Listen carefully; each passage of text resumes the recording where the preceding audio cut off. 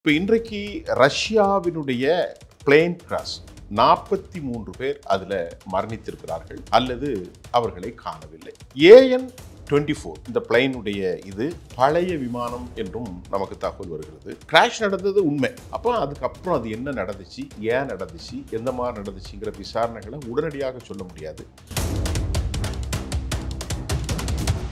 இந்த வருஷம் 2025 சர்வதேச அளவில் 460க்கு மேற்பட்ட விமான விபத்துகள் ஜனவரியிலிருந்து டில் டுடே இன்னைக்கு வரைக்கும் நடந்திருக்கு. ஒரு செய்தியில் பற்றி எரிகிறது உள்புறத்தில் அப்படிங்கிற செய்தி வருது. இன்னொரு இடத்துல அது எங்கே போனது என்பது தெரியவில்லை. ஆனால் உண்மையிலேயே இன்டர்நேஷனல் ஏஜென்சி மூலம் அமெரிக்காவுடைய CNN-ம் அல் ஜசீராவும் இட் ஹாஸ் பீன் கன்ஃபார்ம் இந்த ஏர் கிராஷை உறுதி செய்யப்பட்டிருக்கிறது. ஆனால் இந்த கிளவுடு என்ன இருக்கு பாருங்க, பொலிட்டிக்கல் கிளவுட், ஒரு காம்பேக்ட் ஜோன், அதாவது என்ன சொல்றது, போர் களமுனை இப்போது காணப்படுகிறது. இந்த போர் களமுனையில் ரஷ்யாவை சுற்றி எதிரிகள் தான் இருக்கிறார்கள்.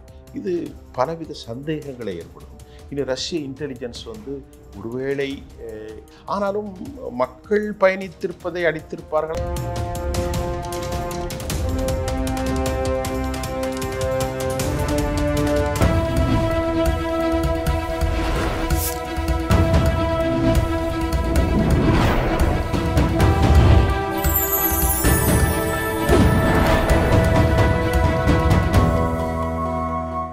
சேனல் 5 தமிழ் நேயர்களுக்கு வணக்கம். இன்றைய நேர்காணலில் நம்மோடு பேச இருப்பது மூத்த பத்திரிகையாளர் சுஃபியான் அவர்கள். சார் வணக்கம். சார் வணக்கம். ரூபன் சார் வணக்கம். சார், இந்த விமானம் ரஷ்யா பயணிகள் விமானம் மாயமாயிட்டு மறைஞ்சிட்டதாகவும், இல்லை இன்னொன்று கிட்ட நெருங்க செய்திகள் என்ன வருதுன்னா, அது சீன எல்லை பகுதியில் விழுந்து கிடக்கிற பாகங்கள் அப்படிலாம் வருது. என்ன நடந்துச்சு, என்ன நடந்துட்டு இருக்கு சார்?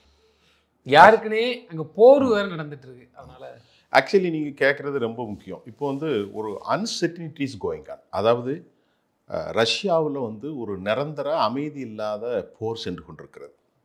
அதே மாதிரி பலஸ்தீனத்திலும் இந்த பக்கம் போர் சென்று கொண்டிருக்கிறது. இந்த நிலையில் அமெரிக்காவினுடைய ஆதரவு பெற்றிருக்கக்கூடிய ஜெலன்ஸ்கி வலிமையான தாக்குதல்களை ரஷ்யாவோடு நடத்தி கொண்டிருக்கிறார்.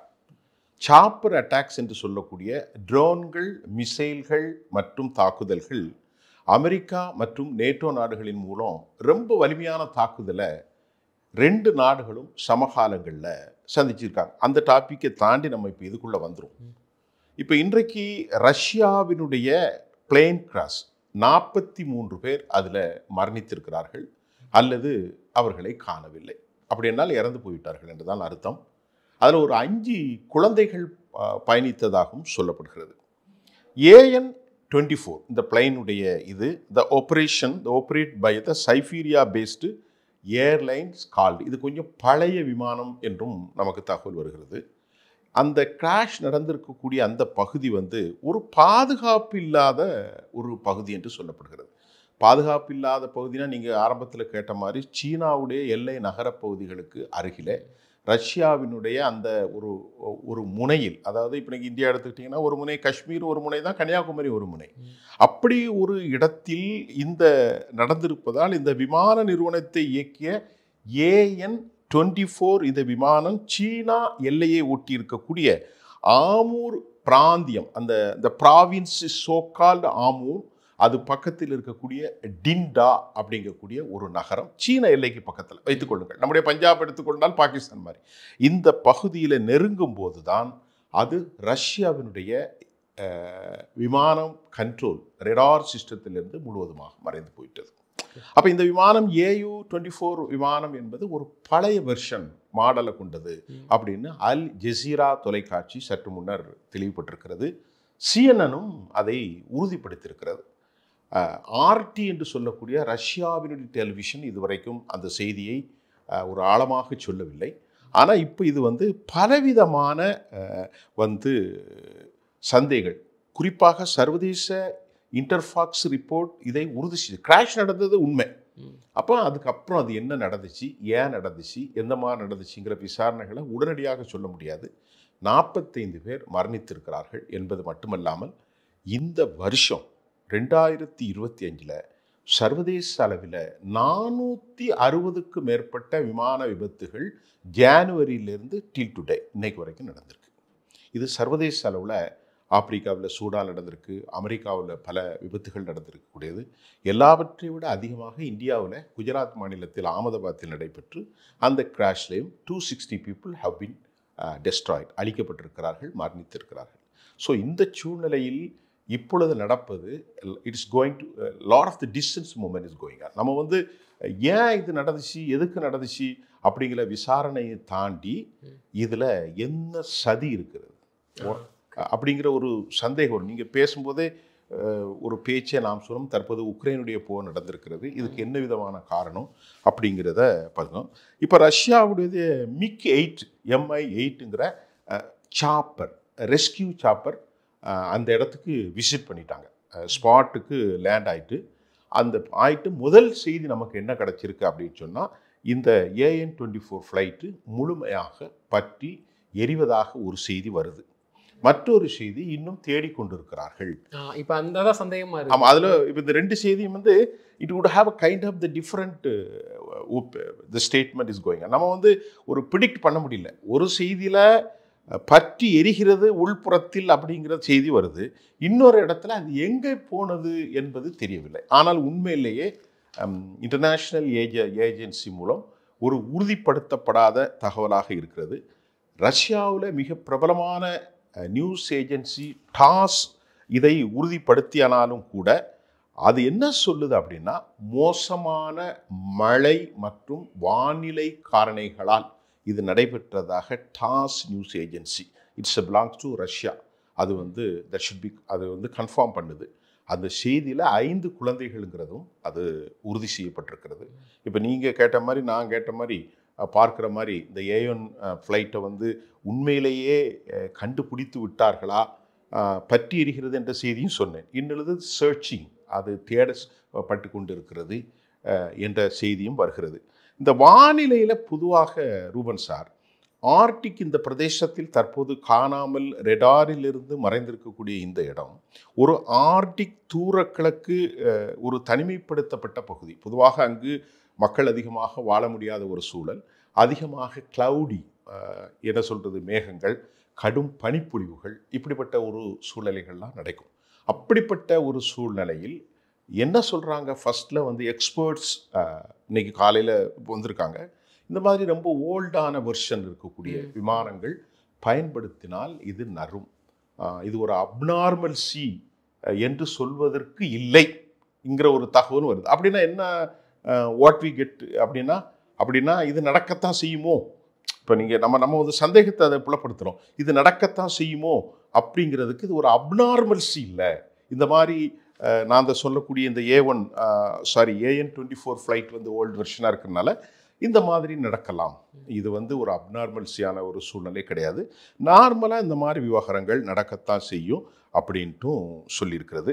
2021ஆம் ஆண்டு இதே மாதிரி இது AN-21 மாதிரி AN-26 the same version same model flight வந்து போக்குவரத்து விமானம் ரஷ்யாவினுடைய தூரக்கிழக்கில் வந்து இதே மாதிரி ஒரு கிராஷ் நடந்து 6 பேர் கொல்லப்பட்டிருக்கிறார்கள். இந்த விமானம் வந்து முழுக்க ரஷ்யாவால் தயாரிக்கப்பட்ட ரஷ்யாவுடைய ஏற்கனவே இந்தியா இருக்கக்கூடிய MiG-21 விமானத்தை வந்து கூட இப்போது நிப்பாட்டிக்கிறோம் அப்படிங்கிற மாதிரிலாம் தகவல் வந்து இதுவும் ரஷ்யாவுடைய தொழில்நுட்பம். ஆமாம், ரஷ்யா வந்து வேற யார்ட்டையும் வாங்க மாட்டாங்க. இன்னைக்கு உலக அளவில் நீங்கள் அந்த தொழில்நுட்பம்னு கேட்ட விஷயத்தை நான் சொல்லிடுறேன் உங்களுக்கு.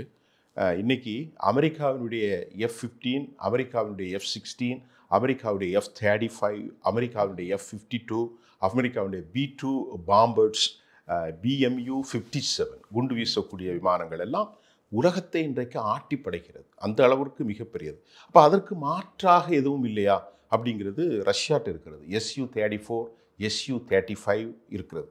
அதே மாதிரி ரஃபேல் நம்ம நாட்டில் இருக்கக்கூடிய இம்போர்ட் பண்ணியிருக்கோம் from it is the manufacturing company belongs to France, அதுவும் இருக்கிறது. அதே மாதிரி இப்போது நீங்கள் சொன்னதுக்கு நான் சொல்கிறேன், ரஷ்ய விமானங்களுக்கு சமமாக செங்கூடு கார்பரேஷன், ஏர்ஃபேஸ் கார்பரேஷன் CJ-10ங்கிற ஒரு விமானத்தை அவர்கள் 5ஆம் தலைமுறை அல்ல 4.5 4.5, அதாவது 5ஆம் தலைமுறைக்கு கொஞ்சம் கம்மி சீனா வந்து பெரிய அளவில் செஞ்சுருக்காங்க. அப்போ அமெரிக்கா தான் இந்த வல்லாதிக்க போரில் நீங்கள் சொன்ன போர் விமானங்கள்லையும் பயணிகள் விமானங்கள்லையும் அமெரிக்காவை அழிப்பதற்கு எந்த தரமும் இல்லை. ஆனால் இது ரஷ்யாவுடைய ரொம்ப ஓல்டு வெர்ஷன். அதான் AN-21, இது AN-26. 2021 26 வெர்ஷன். அது கொஞ்சம் மாறும். அது இதே மாதிரி கிராஷ் ஆகிருக்கிற தகவலும் இன்றைக்கு நமக்கு கிடைத்திருக்கிறது. ரஷ்யாவான்னு கேட்டோன்னா ரஷ்யா வந்து யார்ட்டையும் வாங்க மாட்டாங்க. உலகத்தில் 2 நாடுகள் தான் இந்த தொழில்நுட்பத்தில் ஒரு 5 தசாப்தங்களாக 70களுக்கு முன்னால் இருந்து அமெரிக்காவும் ரஷ்யாவும் தான் விமான தயாரிப்புகளில் உச்சபட்ச நிலையில் இருக்கிறாங்க. இன்றைக்கு செங்கூடு ஏர்ஃபேஸ் கார்ப்பரேஷன் சீனா வந்து ஒரு நல்ல நிலையில் வந்திருக்கிறது. முதல் ஹாரமாக இதுகாரம் 40 விமானங்களை ஈரான் ஆர்டர் பண்ணியிருக்கிறாங்க. அதற்காக அவர்கள் பண்டமாட்டு முறையில் எண்ணெயை கொடுத்து ஃப்ளைட் வாங்குவது. இப்போ ஒரு conflict zone, the combat zone in between US versus Iran, அது வந்து போயிட்டுருக்கு. இதுக்கு ரிலேட்டடான சம்பவம் இல்லை என்றாலும் கூட நீங்கள் விமானங்களை பற்றி கேட்கும்போது ரஷ்யா ஒரு வல்லமையான விமானம் தான். ஆனால் இது வந்து old version. It's not abnormalcy. இப்போ இந்தியாவில் கூட நம்ம பார்த்துருப்போம், ஏர் இந்தியா வந்து அது முழுக்க முழுக்க வந்து ஆப்ரேட் பண்ண பைலட்டோடைய மிஸ்டேக் தான். அதை தாண்டி வந்து பல விமானங்கள்லாம் வந்து நிறுத்தணும். இப்போ நம்ம தமிழ்நாட்டிலே பஸ்ஸே எடுத்துக்கிட்டோம், ஒரு உதாரணத்துக்கு பழைய பஸ் முடிவடைஞ்சிருச்சுன்னா ஒரு ஓரமாக வைக்கிறாங்க. ஆனால் இது திரும்ப திரும்ப ஒரு வழி இல்லாமல் யூஸ் பண்ணுறாங்க. இதுக்கான காரணம் என்ன வந்துச்சு? ஏன்னா ஒரு கெட்ட பேர் இன்னைக்கு ஏர் இந்தியா மேலே ஒரு உருவாக்கி இருக்கு. அந்த விமானத்தில் போகிறதுக்கே இப்போ வந்து கொஞ்சம் ஒரு அச்சம் இருக்கிற மாதிரி இருக்கு. இதை நிப்பாட்ட மாட்டேங்கிறாங்க. ஏன்னா இது வந்து காலாவதி ஆயிடுச்சு, இதோட இவ்வளோதான் இதோடைய எனர்ஜி அப்படிங்கிறதெல்லாம் ஒரு கட்டத்துக்கு மேலே இருக்கும் பட்சத்தில் ஏன் இதை மீண்டும் இது நல்ல ஒரு கொஸ்டின். இந்த ஃப்ளைட் இந்த கேட்டது இது வந்து எங்கே தயார்? ஏர் இந்தியாங்கிறது வந்து ஒரு கம்பெனி, இந்தியாவில் இருக்கக்கூடிய கம்பெனி. ஆனால் அதோட இன்ஜின் வந்து போயிங். போயிங் அமெரிக்காவுடைய ரொம்ப அற்புதமாக. எது? அமெரிக்காவுடைய போயிங். இப்போ இந்த போயிங் 787 இந்த கம்பெனி பொதுவாக அதிகமாக என்ன செய்கிறது, நீங்கள் சொன்ன மாதிரி ஆக்சிடென்டலுக்கு வந்து விமானம் கிராஷ் ஆகுது என்கின்ற ஒரு செய்தி போயிட்டுருக்கிறது. அமெரிக்காவினுடைய ஜிடிபியில் 32 ட்ரில்லியன் US டாலர் மொத்தம் நாட்டில். இப்போ நம்ம நாட்டில் ஜிடிபி இந்தியாவை எடுத்துக்கிட்டிங்கன்னா நம்ம வாழைக்காய் இருக்கிறதும் வெண்டைக்காய் இருக்கிறதும் சின்ன இப்போ தான் ஒரு 50,000 கோடி 21,000 கோடிக்கு தான் நம்முடைய பிரதமர் மோடி அவர்களுடைய தலைமையில் நாம் இப்போ வந்து எக்ஸ்போர்ட்ஸ் ஜோனை உருவாக்கியிருக்கிறோம். காங்கிரஸ் ஆட்சியில் அப்படி ஒரு பெரிய அளவில் எக்ஸ்போர்ட் ஆகலை. சின்ஸ் ஆஃப்டர் த ஃப்ரீடமுக்கு அப்புறம் இண்டிபெண்டன்ஸுக்கு அப்புறம் நாம் வளர்ந்தோம். ஆனால் இப்போ மோடியுடைய இந்த 10 வருஷம் ஆட்சியில் 21,000 கோடி எக்ஸ்போர்ட் நடந்திருக்கு. இப்போ நம்ம வந்து அசர்பைசானுக்கெல்லாம் நம்முடைய விமானங்கள், அதாவது நம்முடைய missiles டெக்னாலஜிஸ்லாம் we are getting lot of order from border abroad.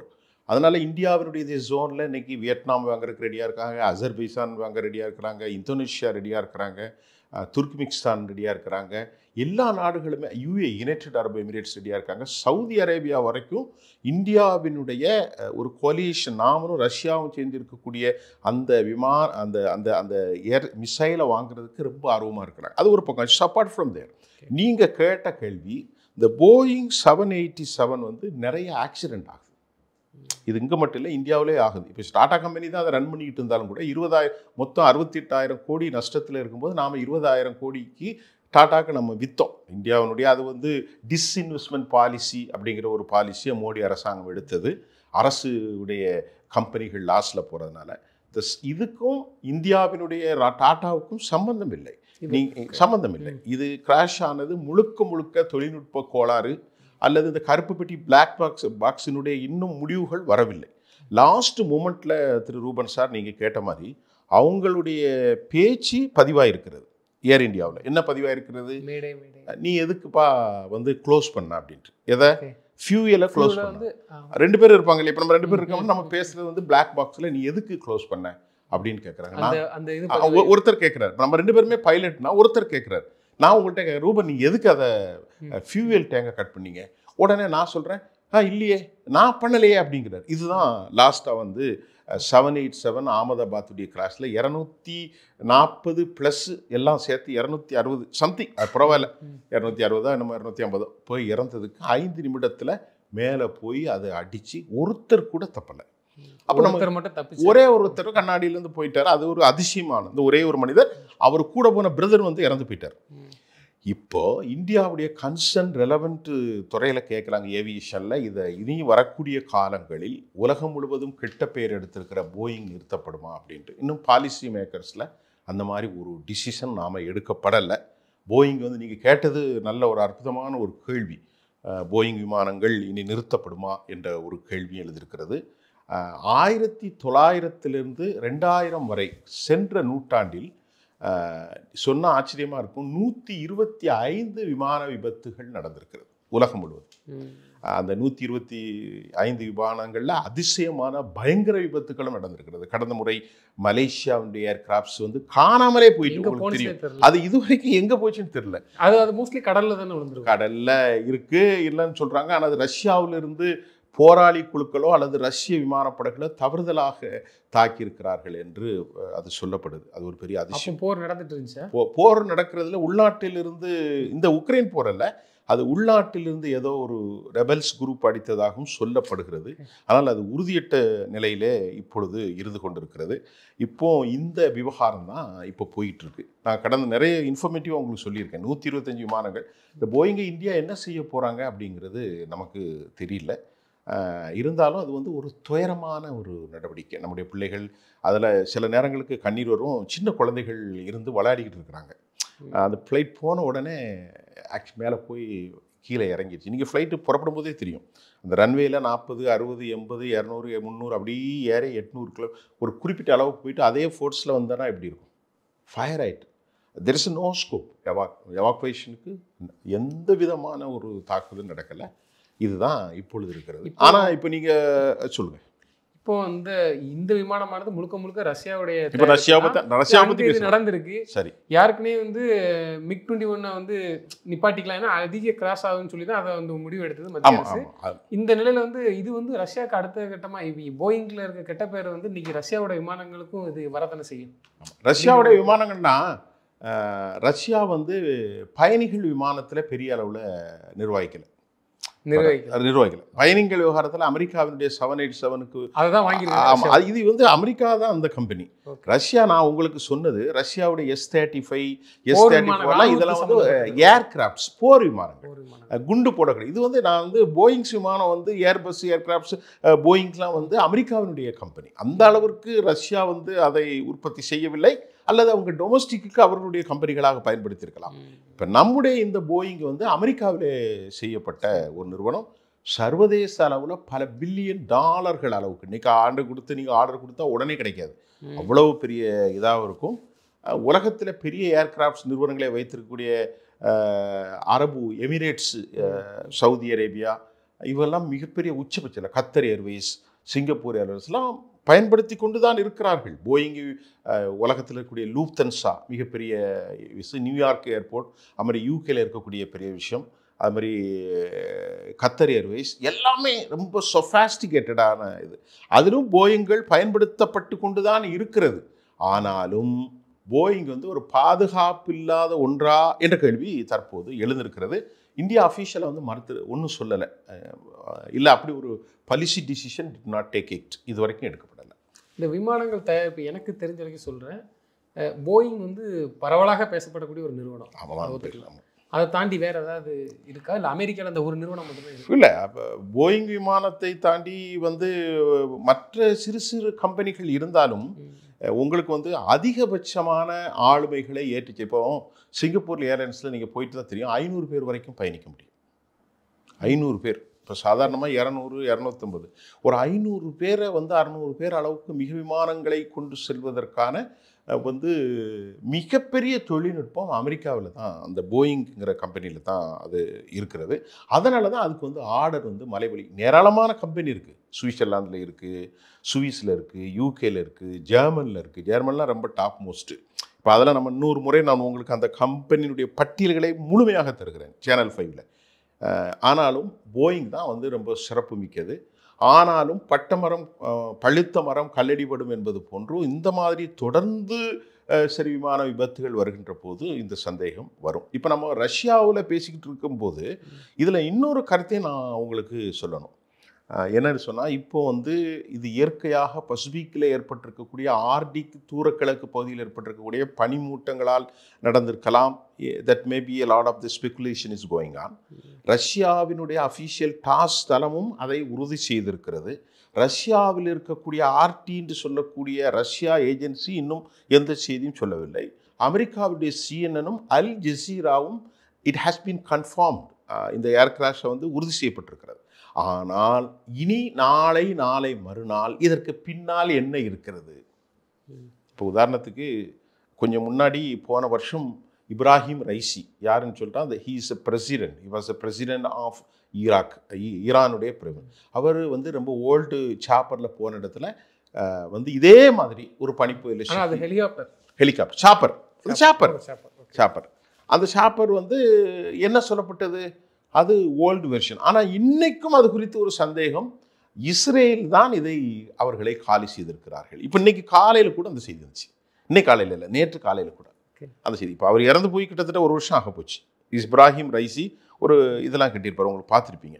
இப்போ அவர் இறந்த பிறகு ஒரு வருஷத்துக்கு அப்புறம் மொசாத்தினுடைய பல திட்டங்கள் இம்ப்ளிமெண்டேஷன் போயிட்டு இருக்கும்போது இதில் வந்து ஒரு சந்தேகம் வருது. ஆனால் இது வந்து அவ்வளவு ஈஸியாக ரஷ்யா கைவிட போகிறதில்லை. இதில் என்ன இப்போ நமக்கு வெளிப்படையாக உடனே தெரியாதுல்ல. இப்போ நான் கூட நீங்கள் இந்த நிகழ்ச்சி வந்தோன்னா சேனல் 4க்கு வந்த செய்தியை சொல்லிட்டேன். இப்போ இதுக்கு சொல்கிறதுக்கு இதுக்கு மேலே நான் வந்து கற்பனையில் சொல்ல முடியாது.